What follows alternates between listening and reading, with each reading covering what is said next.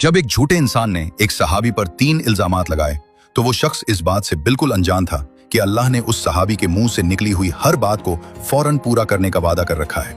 फिर उस सहाबी ने झूठे शख्स की इस तरह से ईंट बजाई जिसने उस शख्स की जिंदगी और आखिरत दोनों का पांसा पलट कर रख दिया। ये उस वक्त की बात है जब नबी करीम सल्लल्लाहु अलैहि वसल्लम ने हजरत साद बिन अबी वकास को मुस्तजाबुद दावात का लक़ब दिया था, यानी वो शख्स जिसकी दुआ कभी रद्द नहीं होती। नबी सल्लल्लाहु अलैहि वसल्लम ने उनके लिए खास दुआ फरमाई थी, ऐ अल्लाह, जब साद तुझसे दुआ करे तो उसकी दुआ कबूल फरमा। इसीलिए उनकी जबान से निकला हुआ हर लफ्ज सच साबित होता था। हजरत उमर फारूक के दौर में हजरत साद बिन अबी वकास को कूफा का गवर्नर बनाया गया। कूफा के लोग बहुत ज्यादा शिकायतें करने वाले मशहूर थे। कुछ लोगों ने हजरत उमर रजी अल्लाह अन्हु से शिकायत की कि साद रजी अल्लाह अन्हु नमाज सही नहीं पढ़ाते। हजरत उमर ने मामले की गहराई तक पहुंचने के लिए एक कमेटी भेजी।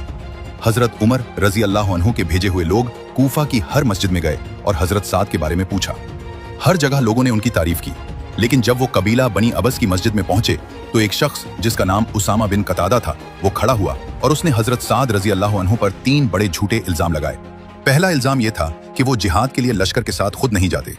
दूसरा इल्जाम यह था कि वो माले गनीमत इंसाफ से तकसीम नहीं करते। तीसरा इल्जाम यह था कि वो फैसले करने में इंसाफ नहीं करते। ये इल्जामात एक ऐसे सहाबी पर थे जो इस्लाम के सुतून थे, इसलिए ये बात हजरत साद रजी अल्लाह अन्हु के लिए बहुत तकलीफदेह थी। जब हजरत साद रजी अल्लाह अन्हु ने यह सफेद झूठ सुना तो उन्होंने फरमाया, अल्लाह की कसम, मैं उसके जवाब में 3 दुआएं मांगता हूं, और अल्लाह ने इन दुआओं को फौरन कबूल फरमाया। उन्होंने अर्ज की, ए अल्लाह, अगर उसामा बिन कतादा झूठा है और सिर्फ शोहरत और दिखावे के लिए खड़ा हुआ है तो उसकी उम्र लंबी कर दे। और ऐसा ही हुआ। अल्लाह ने उसे इतनी लंबी उम्र दी कि वो अपनी नस्ल के तमाम लोगों से बहुत आगे निकल गया। वो इतना बूढ़ा हो गया था कि उसके आईब्रो लटक कर उसकी आंखों के सामने आ गई थी। दूसरी दुआ थी कि उसकी फकीरी बढ़ा दे। फिर वो शख्स जो कभी कूफा के एक कबीले का मुअज़्ज़ज़ फर्द बनकर मजलिसों में बैठता था और हजरत साद रजी अल्लाह अन्हु जैसे अजीम सहाबी पर तनकीद करता था, अब वो कूफा की गलियों में दर बदर की ठोकरें खा रहा था। तीसरी दुआ थी कि उसे फितनों में मुब्तला कर दे। और फिर उसका सबसे बुरा हाल ये हुआ कि इतने बुढ़ापे और इस कदर गुर्बत के बावजूद उसके दिल से बुराई का मादा खत्म न हुआ। वो गलियों में चलती हुई लड़कियों को छेड़ता था और उनके साथ बदतमीजी करने की कोशिश करता था। जब लोग उसे इस हालत में देखते और उसकी हरकतों पर उसे टोकते या मलामत करते तो वो अपनी बेबसी पर रो पड़ता।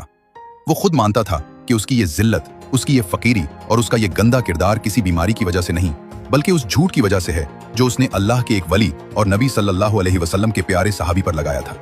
वो शख्स मरते दम तक कूफा की गलियों में एक चलती फिरती इबरत बना रहा। याद रखिए, किसी भी बेगुनाह इंसान की मजलूमाना आह अर्श इलाही को हिला देती है और इंसान को फितनों की ऐसी दलदल में धकेल देती है जहां से वापसी नामुमकिन है।